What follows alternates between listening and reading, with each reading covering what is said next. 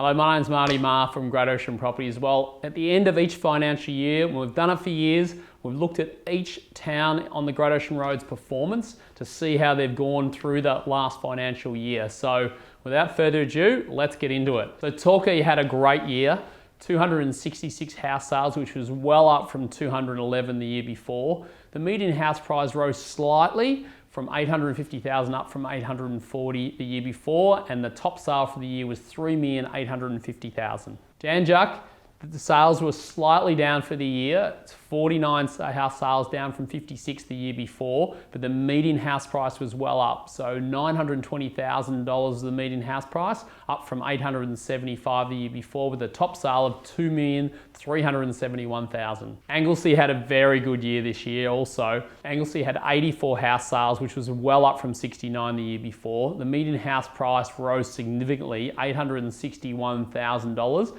Well up from the 810,000 the year before, with a top sale of $2,300,000, which was well up from the 1.8 the year before. Aireys Inlet had a solid year. The turnover in Aireys Inlet is never high. It's very tightly held. 24 house sales for the year, which was slightly down from 28 the year before.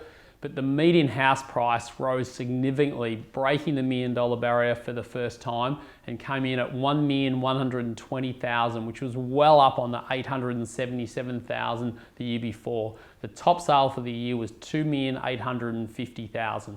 So Fairhaven, Moggs Creek and Eastern View, we group together each year because it's only a small parcel of properties. There's only 14 house sales for the year, which is well down on the 20, which is normally the average each year.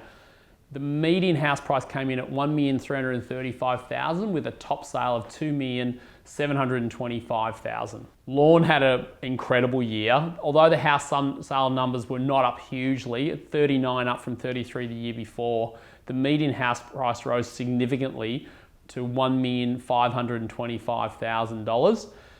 The top sale was a staggering $7,250,000, which is a new record for the Surf Coast. Apollo Bay had 86 house sales for the year, and the median house price is $655,000 with a top sale of $1,500,000. So it was a very strong year for properties along the Great Ocean Road. It was an unusual year because it was broken up into a couple of parts. First 3 quarters was supported by the re-election of the federal government with no change to property taxes.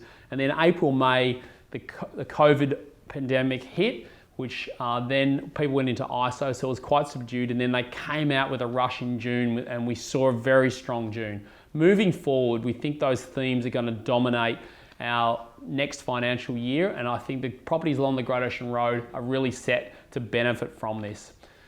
Hope you found that informative. If we can be of assistance in any real estate matter, please do not hesitate to call on the following numbers.